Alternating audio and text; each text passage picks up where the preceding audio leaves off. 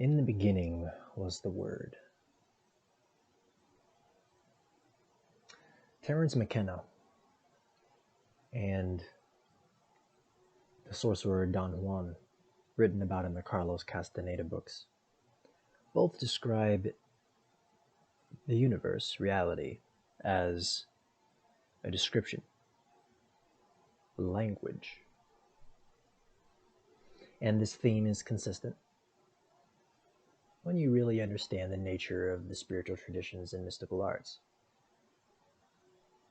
Whether it's the Eastern philosophy of Nada Brahma, which is that the universe is sound, or understanding the Hermetic philosophy, that everything is mind. Really, you get to the same root of things. Mind, thought, sound, vibration, and light. And always this source that we're all one thing. It's important to understand what this oneness means, really. Because when we say we're all one, we say namaste. The divine in me recognizes the divine in you. It doesn't mean that there's many sparks that came down all from the same source. That's still perceiving separation. What it means is that the divine in you is literally the divine in me. That there's only one particle of light in the universe. There's only one. And that there's this one that's at the core of everything. And then it kind of like illusions itself outwards into many things. And that if you look in through the eyes into the divine spark of anything, it always takes you to the same central point, to the same exact light. There is only one.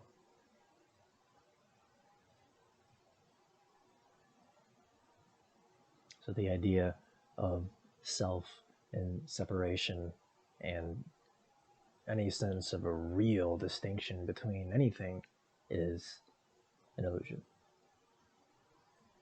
Because the form that we're inhabiting and the egos that we possess are just shadows that are used to create the illusion that there's different things. If you had a piece of paper, opaque paper, and you poked a bunch of little holes in it, and you shined a flashlight through it, and you looked at the wall in a dark room, you'd see a bunch of little dots of light on the wall, and you'd say, oh look, many things. There's this person, and Sally Sue, and Jimmy, and neighbor Tim. And there's a tree, and a butterfly. All those things. Look at all the world. But there's only one light, and it's in your hand.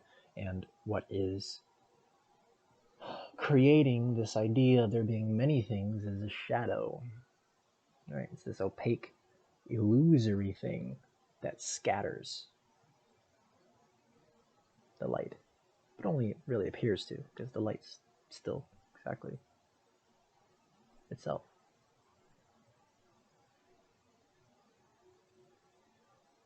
So there's no difference between you and your parents, between you and a tree, between a tree and the earth, between the earth and the sky, and the sun, and the stars. And it's all a projection of the light, experiencing itself through the contrast of shadow, which is fundamentally an illusion, because only the light is real. Because that which is real is that which endures, that which is eternally. That which is transient, that which disappears, it's not real. And so people think that dreams aren't real, right? Because when you wake up, it's the only real fundamental difference between that and reality, besides the fluidity and the ability to control dream and the malleability of time and space in a dream. really the fundamental thing about why people think it's not real is because it disappears. But this one disappears too.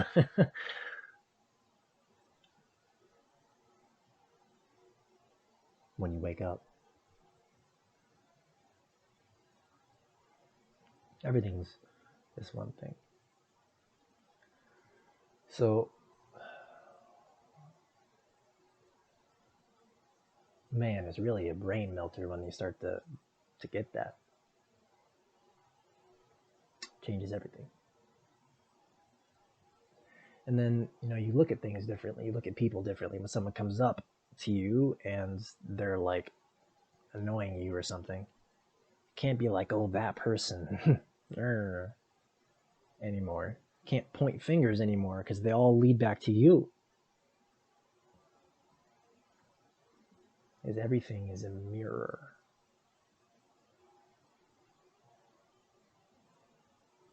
So when you're looking at things on the mirror in your home,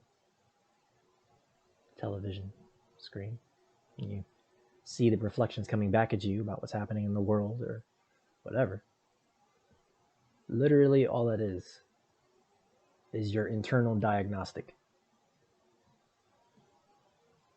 This is what's happening in your thought today. This is what's happening in your internal alchemy today. Here's your internal dialogue. That's what the whole world is. It's a holographic projection, a simulated reality for you to directly experience and perceive and interact with your own internal dialogue. Of course, there's no you either. But,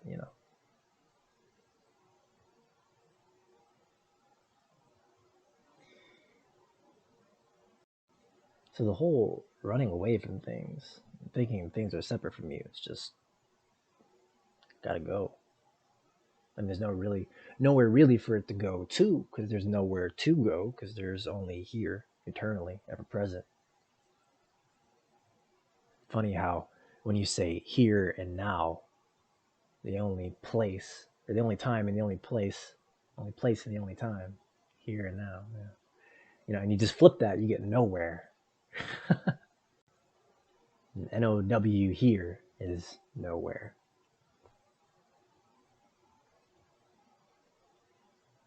All and nothing, the Ouroboros, it all comes back around. So you want to know a funny thing about what this means is that what you are experiencing right now is a schizophrenic episode. Because you watching this video is you talking to yourself, waking you up from an illusion. You're dreaming, and the dream is talking to you. I am your imagination.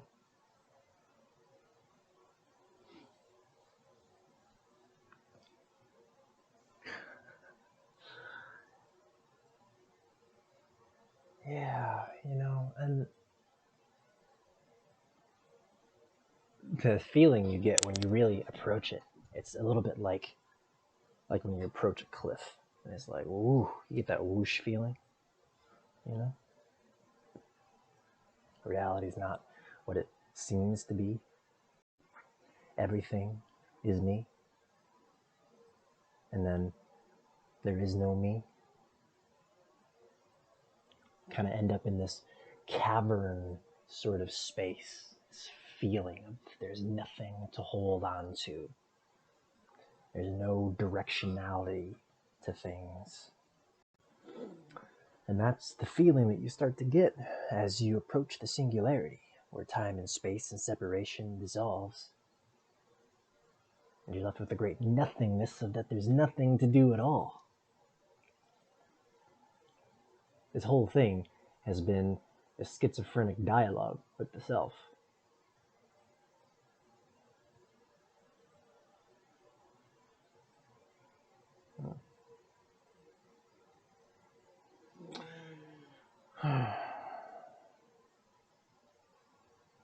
It's a fun game to play. And it's comforting,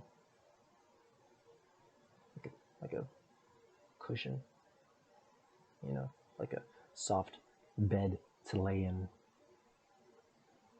And that's why they call it waking up. You see, like, who wants to get out of bed? Well, most people don't. Most people is nice and comfy in bed. To get out of bed requires effort. It requires like you have to let a realm dissolve to wake up. Isn't it so? You're having this beautiful dream. I mean, for some people it's not so beautiful. How's your dream?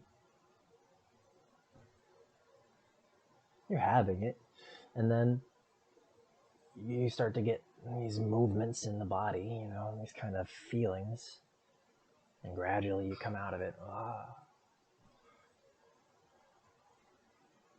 And then that fades and dissolves, and all the people that were in your dream, where'd they go? You know, you have dreams, and then you meet people in the dreams. Who are they? When you walk down the street in your dream and you see these people and you have a conversation with people and you fight things and you rescue people and you do all the things, who are they?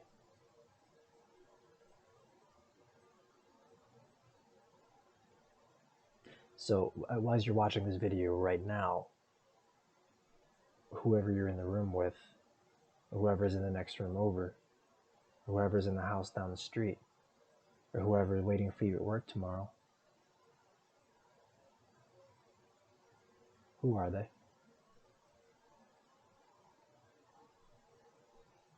Can you feel it? This sort of cavern feeling, strange sensation in the body, almost like you're standing at the edge of a ledge. You know, it's interesting that the word knowledge, you just look at the word, it says know the ledge. No ledge. Looking over the ledge there. You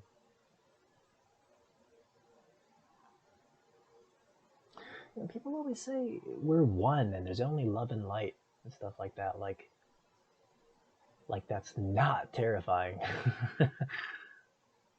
I mean, if we weren't terrified of it, or if we didn't want something other than it, we wouldn't have made all of this.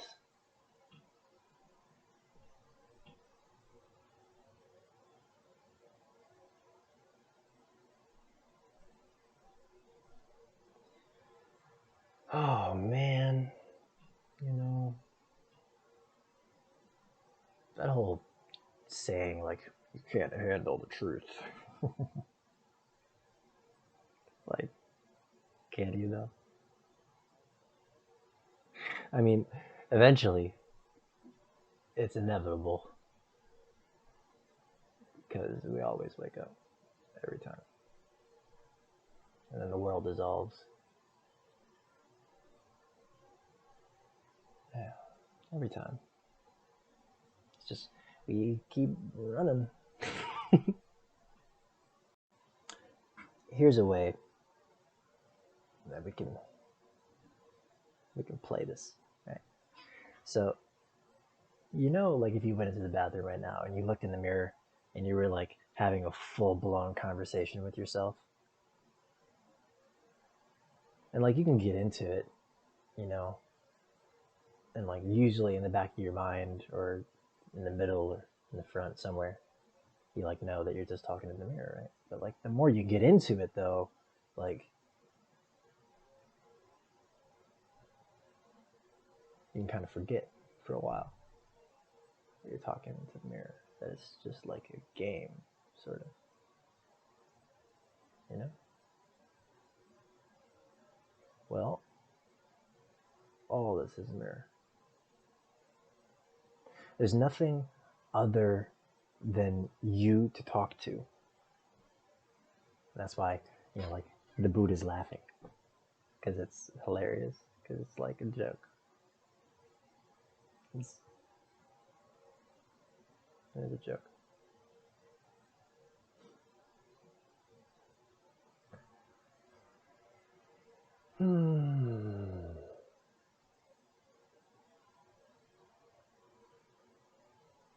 But hey,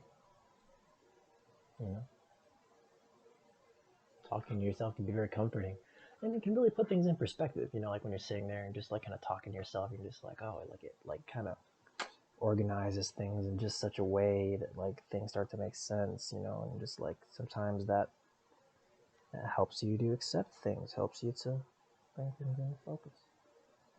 So this is you bringing things into focus right now.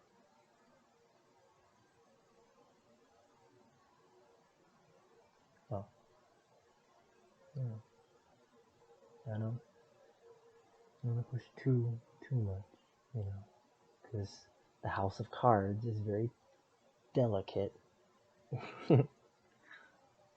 So just a little gentle nudge and reminder that none of this is real, and everything that's happening right now is inside of you, is you, and you don't exist.